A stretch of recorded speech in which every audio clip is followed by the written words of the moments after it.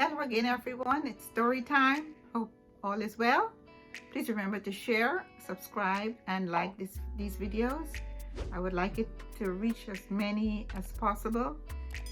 We need to get the word out there.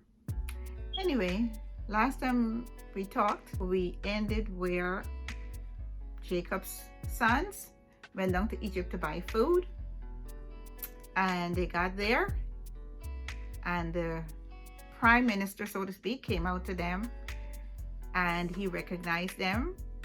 It turned out to be their brother Joseph, who they had sold as a slave, and here he was in this position. I'm thinking, even if there was some semblance of this man, even if he did resemble their brother, it's no way they could have connected that. I mean, a slave, and now you were in charge. No, so even if there was anything in their mind, they probably dismissed it very quickly, because how do you Hebrew, go to Egypt and become, and have this position? Anyway, this is what happened. They got there and they spoke with the man, and he was very rough with them, Joseph was. He said, I believe you all are spies. You came to find out the weakness of the land so you can, maybe do something. I don't know what they would have done. But, that's how countries do. They go and they spy out and they find the weak spot and they either take over or what have you. So they confessed, they said, no, we are not spies. We are true men. We came here to buy food for our families. We have, we're all brothers. Look at this. The 10 of us, there were 12. One is not, and the younger is at home. So he said, I don't believe you. You're all spies. You came here to spy out the land. And he said, I'm going to put all of you in prison. And he arrested them. And he put them in prison for 3 days. And the third day, he took them out. And he said, okay, you can go. But I'm holding one of you. I'm keeping one of you here as security to make sure that you come back and bring your younger brother. When you do that, that will confirm what you're saying is true. So, of course, they probably pleaded, but Simeon was willing to stay, and the rest of them left.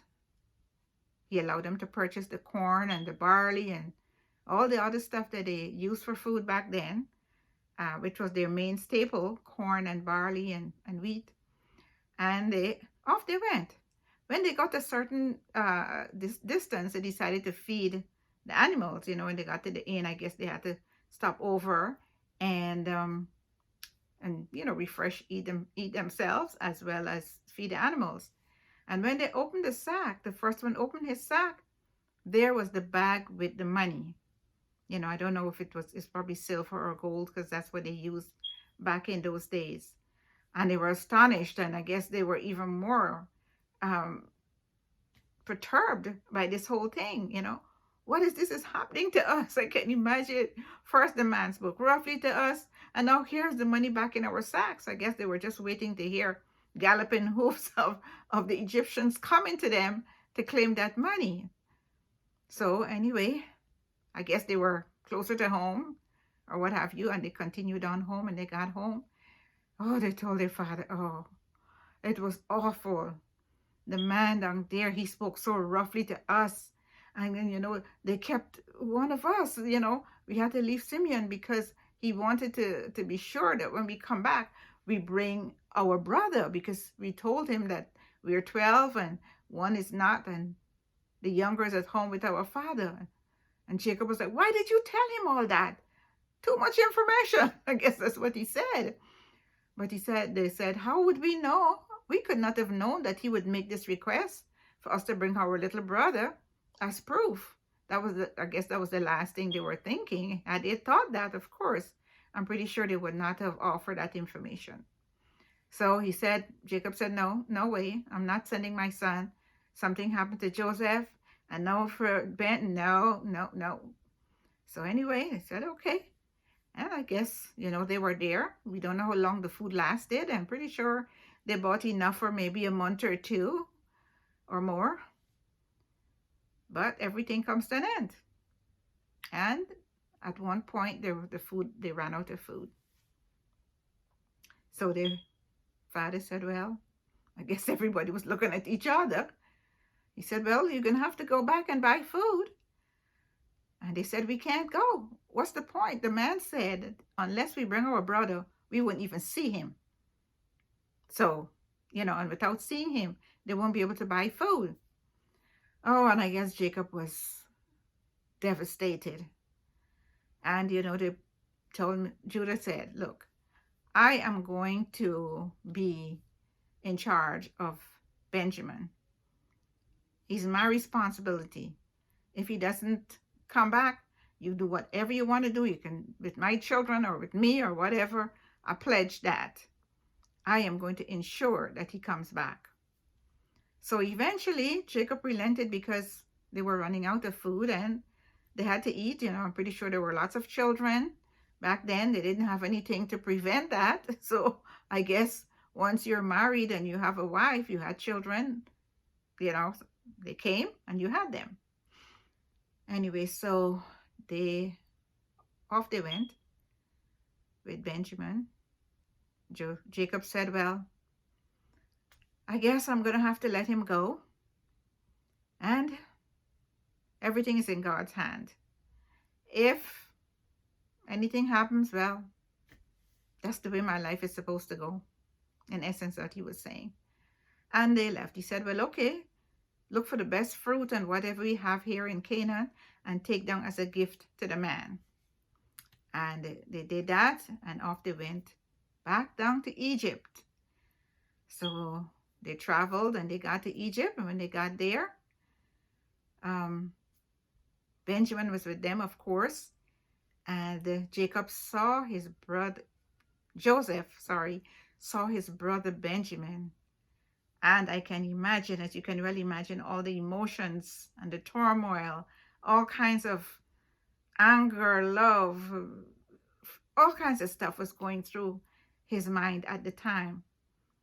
And he couldn't contain himself. He left, and I guess he went and he boo-hooed and he cried, and then he came back and he spoke to them and he asked them, is this your brother? Of course, he's not supposed to know him.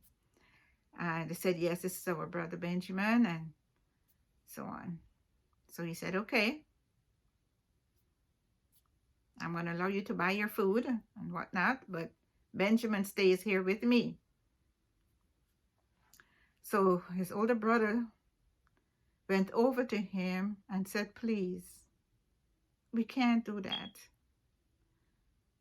My father asked us to make sure that we bring him back, because if he doesn't, it will bring his gray hairs down to the grave. He will die because he lost our, one son, and we promised faithfully, let me stay. Please let him go back. And, so our father would be okay. So they left. But before they left, Joseph told his manager, I'm giving them, their titles, to put in Benjamin's bag, his cup. The first time they put the money in, and along with the money. So off they went. And when they got to a certain point, I guess they can hear the galloping of hoofs coming.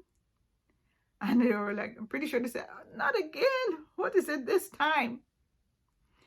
And they came and they said, someone stole the prime minister's cup. I need to check it out. How can you all do that? And they said, no, we would never do that. Here we are with the food. We were given all the food that we needed. We brought back the money that we found in our sacks. Why would we do that?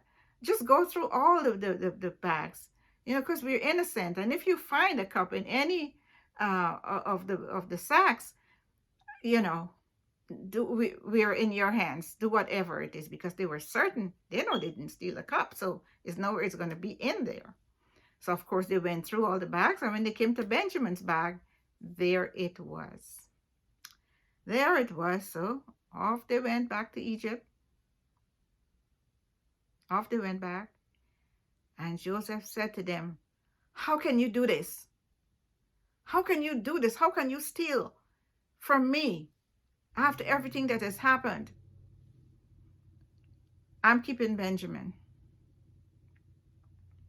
So Judah went over to him. He said, please, please, my lord, keep me. Let the child go back to his father. Because I promised him, this is when he said that his father would die. I promised my father that the child will return. And if he didn't return, I am responsible. And the way he said it and everything, you know, Joseph felt really compelled to listen. And I guess at this point he was convinced that what Judah was saying was proof that they had changed over the years, because he was very concerned about his father's health. And so he said, everybody leave. Everybody, get everybody out of here and just leave these men, which were his brethren. And he said, I am your brother Joseph. So they were probably like, what is he talking about?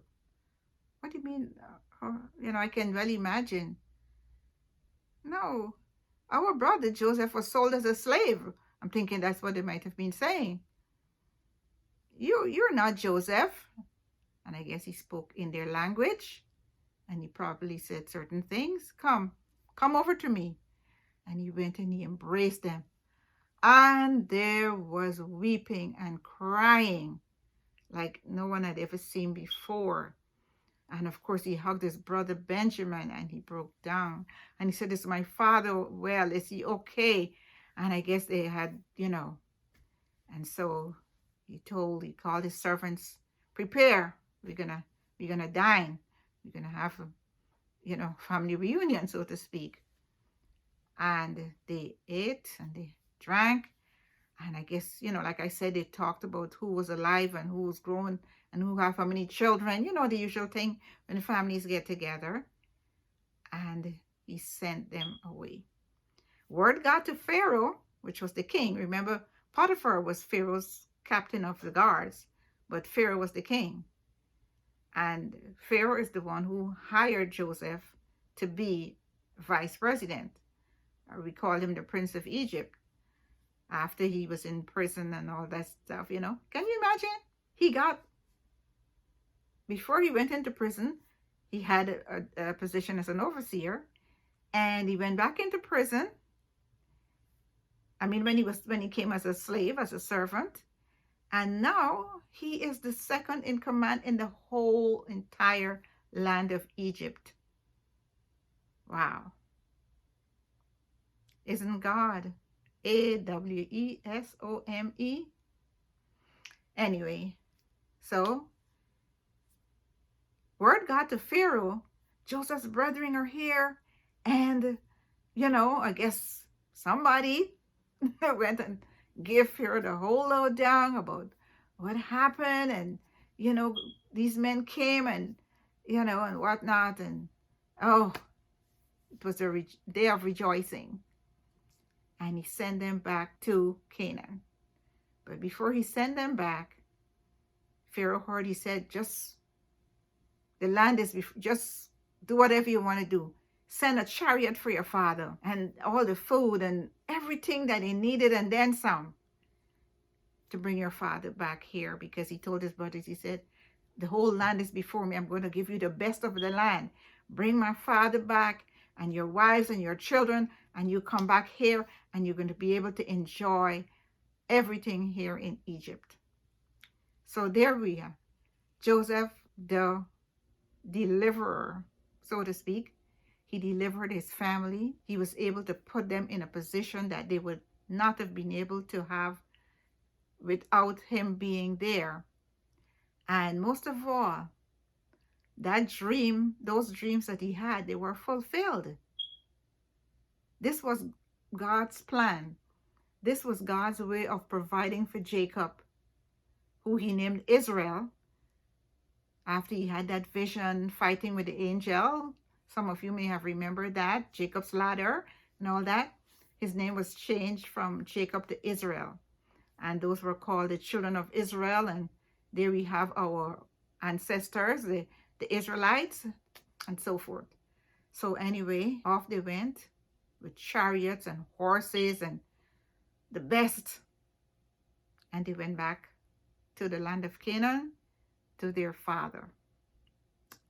Next episode, so to speak, we're going to talk about them arriving home to their father, Jacob, with all this stuff, with the best that Egypt have to offer. A chariot with horses. Yes, that's how God is. He's a big God, and when he does anything, he does it in a big way. And when he does anything, there is no question that this is his doing, because Joseph could not have done that on his own. You know, it had to be the hand of God. And when God does something, he does it well. It's well done. He doesn't do anything halfway. Sometimes God do some things for me and I'm like, really, God? Really? You know, but there's no question.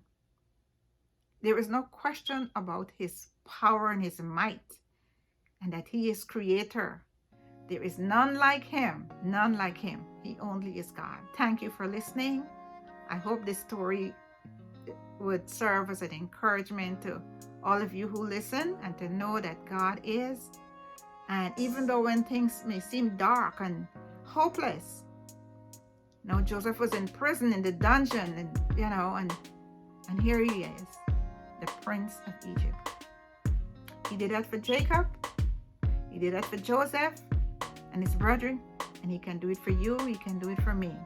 Let us continue to trust him, obey him, and remember, Jesus is coming.